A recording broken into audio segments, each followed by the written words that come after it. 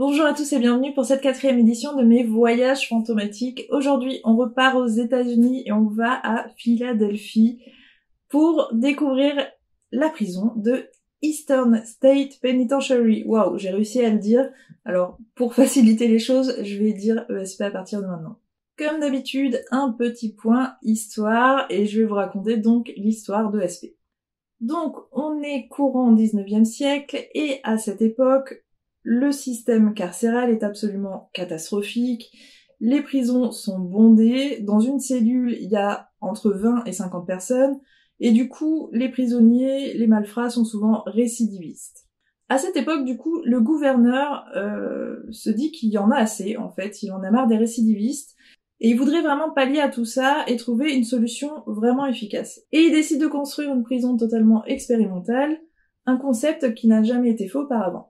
Son concept en fait est plutôt simple, c'est-à-dire que lui, vu qu'il trouve que le système actuel ne fonctionne pas, il faut qu'il aille complètement à son opposé, et il espère ainsi ne plus avoir de récidivistes. Donc ce qu'il fait en fait, c'est qu'il fait construire une prison immense en forme d'étoile au cœur même de la ville de Philadelphie.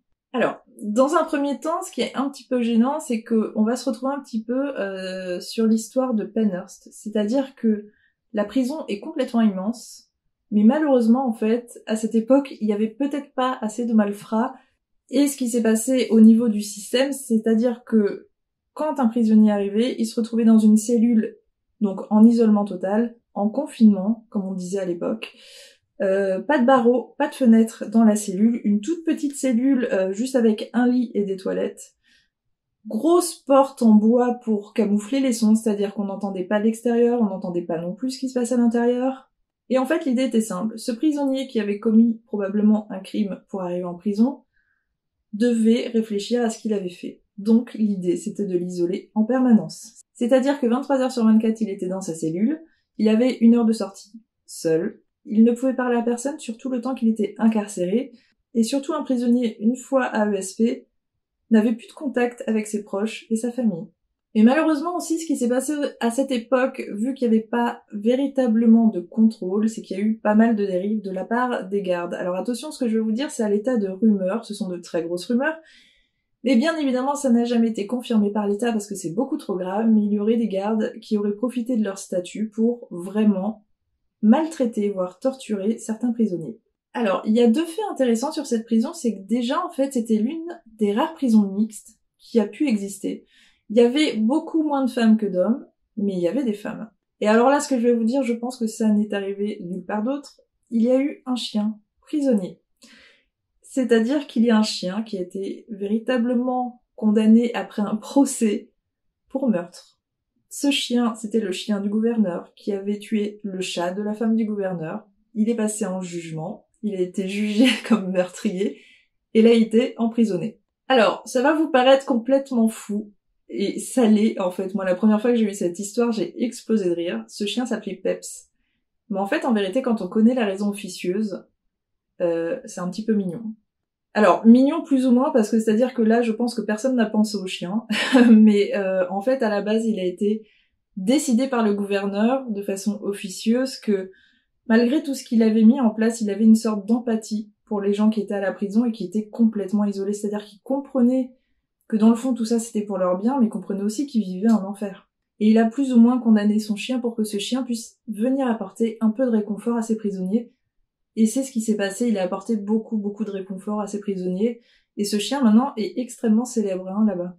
Dans le courant du 21e siècle, les conditions des prisonniers se sont un peu améliorées, c'est-à-dire que certes, les prisonniers étaient toujours isolés, ça ne changeait pas. Par contre, pour leur bien-être, on a décidé qu'ils pouvaient un peu plus se côtoyer, donc il y avait vraiment des sorties, voire la possibilité de jouer à des sports dans la grande cour.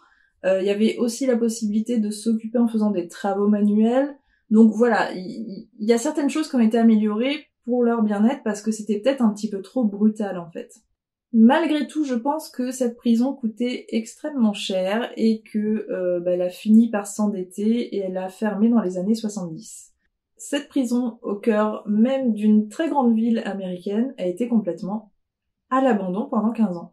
Ce qui fait que quand en fait ils ont décidé de récupérer la prison pour en faire un monument historique, vraiment, il était dans un état pitoyable, et c'est-à-dire qu'à ce jour encore, alors je sais pas si c'est une volonté ou si c'est parce qu'il manque de moyens, mais il y a encore des ailes en fait qui sont complètement barricadées parce qu'elles sont dans les débris quoi. Et depuis 25 ans environ, donc ESP est un musée, est un monument historique qu'on peut visiter. C'est absolument fascinant. C'est fascinant d'y être, c'est fascinant parce que c'est vraiment au cœur de Philadelphie, c'est collé aux habitations. C'est vraiment, il n'y a pas une notion de vouloir isoler cette prison, c'est au cœur des buildings, et il y a certains buildings qui donnent sur la cour, enfin c'est complètement fou. Et aussi ce qui est fou en fait, c'est que Philadelphie, c'est quand même une grande ville assez bruyante, hein. C'est, je vais pas dire comme New York, mais c'est une ville qui bouge quoi. Et quand on est au sein de SP et qu'on est dans la cour avec tous les bâtiments autour, la rue et tout, on n'entend rien. Comme dans une abbaye, on n'entend absolument rien. Il y a un fait étonnant que je trouve fou, parce que je pense qu'il ne se passerait pas en France, c'est qu'en fait, depuis que SP a ouvert en tant que musée-monument, ils ont décidé de rendre hommage aux gardes et aux prisonniers. Et en fait, tous les ans, il y a un meeting à la même date. Donc c'est vraiment une sorte de fête, quoi, où se retrouvent les anciens prisonniers et les gardes. Et ça fonctionne. C'est-à-dire que tout le monde se retrouve dans une super ambiance, se demande ce qu'ils deviennent, et vraiment, ces prisonniers-là, en fait, n'ont pas récidivé. Donc, je sais pas si le gouverneur a eu une idée ingénieuse et que finalement ça a fonctionné. Apparemment, ça a bien fonctionné, c'est-à-dire qu'il n'a pas eu beaucoup de récidivistes. Et pour que cette prison aujourd'hui puisse se permettre de convoquer tous les anciens gardes et les anciens prisonniers et que ça fonctionne, enfin je trouve ça génial. Deuxième fait intéressant, Al Capone a été emprisonné à ESP. Alors j'ai envie de vous dire comme dans beaucoup de prisons des États-Unis, parce que moi j'ai visité plusieurs prisons et à chaque fois il y a Al Capone a été emprisonné ici. Il est pas resté longtemps, hein, il est resté que quelques mois, mais c'est fou de savoir quand même que ce mec, où qu'il aille, en fait, il arrivait toujours à obtenir des faveurs et en quelque sorte, ces cellules, elles étaient toujours incroyables, hyper cool, hyper aménagées. Et là, c'est ce qui s'est passé à Penhurst, en fait. Malgré le fait que ce soit certainement la prison la plus stricte des États-Unis, en tout cas, il avait réussi à avoir une cellule hyper cosy, hyper jolie, et ils l'ont laissé plus ou moins en l'état depuis, mais c'est complètement fou, quoi.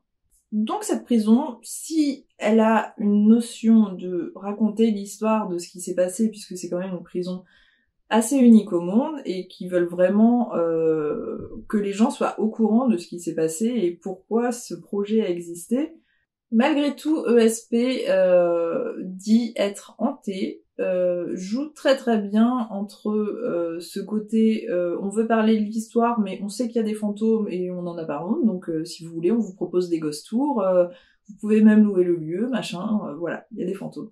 En plus, les gens qui gèrent ESP sont absolument géniaux, donc moi quand j'ai vu ça, j'ai pris contact avec eux et très rapidement on a trouvé un accord pour pouvoir privatiser le lieu, le temps d'un soir, et c'est pareil, je suis retournée avec ce groupe de Français et on est parti enquêter pendant quelques heures à ESP après la fermeture. Alors, une fois de plus, comme pour la vidéo de Penhurst, j'ai flouté le visage des personnes puisque ce sont les mêmes, simplement par respect en fait, parce que je ne sais pas comment elles se positionnent aujourd'hui par rapport au paranormal. Je ne sais pas si cela pourrait avoir un impact sur leur vie personnelle ou professionnelle, et ça me regarde pas, donc en vérité, par total respect, j'ai décidé de flouter, donc ne soyez pas inquiétés. Donc nous sommes arrivés, et quand on s'est rendu compte qu'on avait tout le lieu, vraiment c'était pas une aile en fait, on avait accès à tout le lieu, rien que pour nous c'était fou en fait. On s'est répartis, on a commencé à enquêter, moi j'ai tourné de groupe en groupe pour voir un petit peu ce qui se passait. Je vais vous laisser avec plusieurs minutes de vidéo et plusieurs phénomènes qui se sont passés au cours de la soirée parce que c'était quand même relativement intéressant, actif, vraiment inquiétant en fait. Il y avait une atmosphère partout. En plus, il y avait du vent ce jour-là, mais il y avait vraiment une atmosphère qui était que on avait non seulement l'impression de pas être seul, mais on avait l'impression qu'ils nous comprenaient en fait. Mais je vais vous laisser regarder ce qui s'est passé, donc je vous fais un condensé de ce qui s'est passé toute la soirée, parce que bon, je suis allée d'une aile à une autre, ça sert à rien que je vous donne le numéro de l'aile en fait, parce que toutes les ailes étaient absolument pareilles, mais je vous mets le condensé des phénomènes et de ce qu'on a pu vivre, et je vais revenir sur un phénomène en particulier.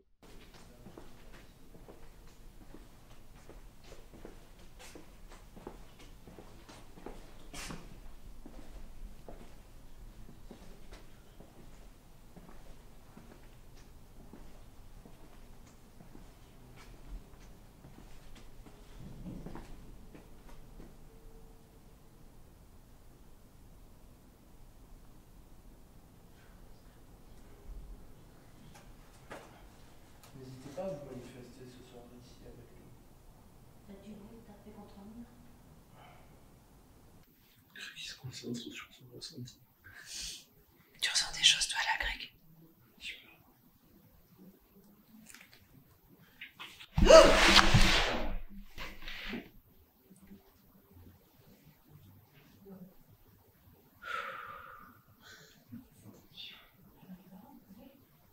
Ok. Les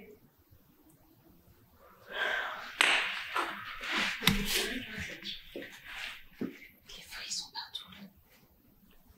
Ok, il va te... Okay, now you have our attention. Dis quoi? Ah,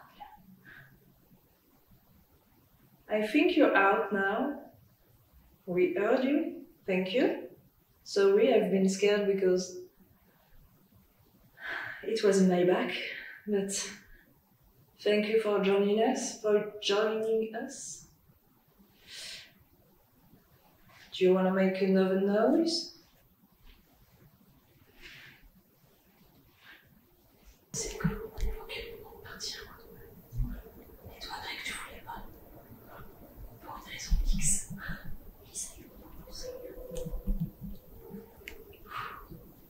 C'est la première fois que j'ai un bruit aussi gros à côté de moi. Et je pourrais même pas le dire. C'était quoi? C'est comme si ça avait fourré le bureau.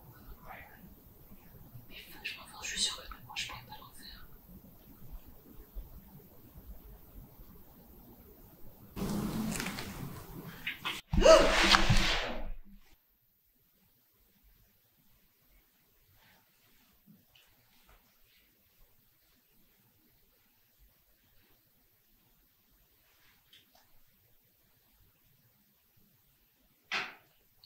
Mais j'allais dire, j'ai...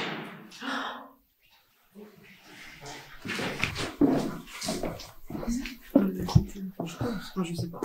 Oh, ça a l'air. Non, je crois pas. Ça a pas l'air d'être là. C'était avant les portes ouvertes, c'est sûr. D'ailleurs,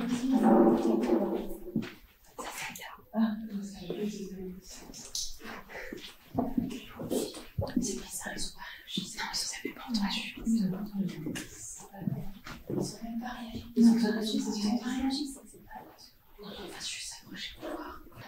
Parce que comme on leur demande de faire des coupes depuis tout à l'heure, ça viendrait d'une des cellules. Vers là, tu penses? Ouais, peut-être, ouais. Ouais, c'était pas plus loin. Elle était cellules ouvertes. Ouais, pas plus loin. C'était trop fort. Tu sais, comment ça fait pousser? Ce que j'ai essayé de faire. Oui. Ah oui. Ah oui, c'est avec le... Exactement. Ça. Did you make a noise? C'était ça. C'est ça. C'est ça. Mais comment c'est possible? J'en sais rien. Je sais pas. Ils ont tiré ça. Ouais. Et ils l'ont posé. C'était ce bruit-là.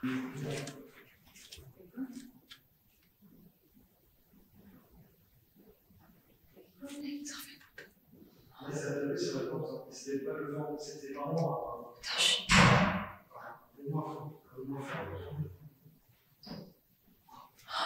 C'est quoi ce bordel? C'est pas possible. Je suis pas là-bas. Il y a eu un bruit comme une basket. Tu sais qui gratte sur le... Mais là, je suis chambre là. Moi, j'ai entendu Essayez de nous faire là, continuez. quelqu'un qui pousse la porte.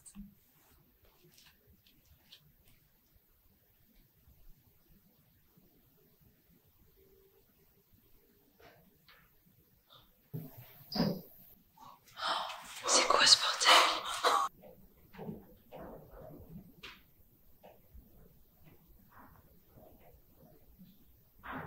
Est-ce que vous pouvez courir vers nous?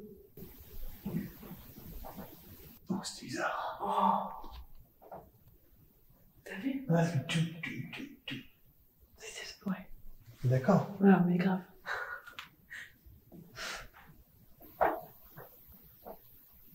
Sérieusement.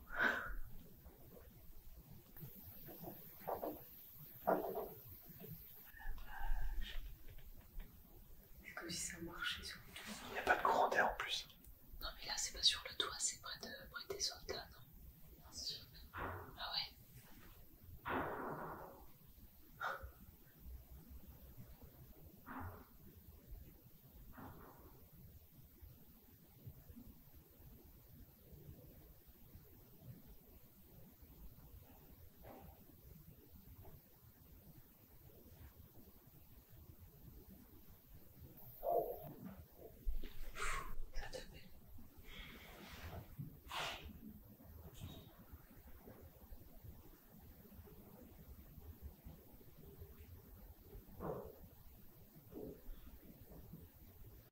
Alors, comme vous pouvez le voir, il se passe quand même des petites choses, des choses qu'on pourrait remettre en question, en effet, mais comme dans toutes les enquêtes. Mais vous voyez aussi qu'on agit avec une certaine intelligence, c'est-à-dire qu'on se demande en effet si ça pourrait pas être naturel, si ça pourrait pas être un écho, si ça pourrait pas être d'autres gens, si ça pourrait pas être machin. On teste vraiment plein de trucs au cours de la soirée, et parfois on n'a pas de réponse. Et certains phénomènes étaient vraiment, enfin je trouve impressionnants.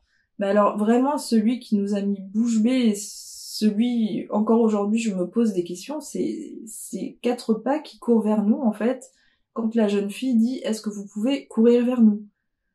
Je vous rappelle quand même qu'on est dans une prison aux États-Unis, donc dans un endroit où potentiellement les gens parlent anglais, que là, on a une personne qui demande « Est-ce que vous pouvez courir vers nous ?» et qu'une seconde après, non seulement ça comprend, mais ça répond par une action. Ça court, on n'entendait pas, il y a personne. Enfin, je sais pas si ça vous fait ça, mais moi ça me fait exploser le cerveau en fait. Et on l'entend tous sur le coup, et c'est tellement gros qu'on n'arrive même pas à y croire. On se dit mais c'est trop bizarre en fait. Et oui, moi en le réécoutant des centaines de fois, aujourd'hui encore, je me dis mais c'est incroyable en fait ce phénomène. Le truc en fait c'est qu'on peut pas le nier. C'était au milieu de nous tous là, ça a couru, il y a vraiment des bruits de pas, il y a rien qu'on peut nier. Et c'est vraiment, là pour moi, on est sur du 100% phénomène paranormal, c'est inexplicable. Et c'est pareil, une fois de plus, moi je n'ai pas de théorie par rapport à ça, si ce n'est que ce serait vraiment trop gros que ce soit une synchronicité.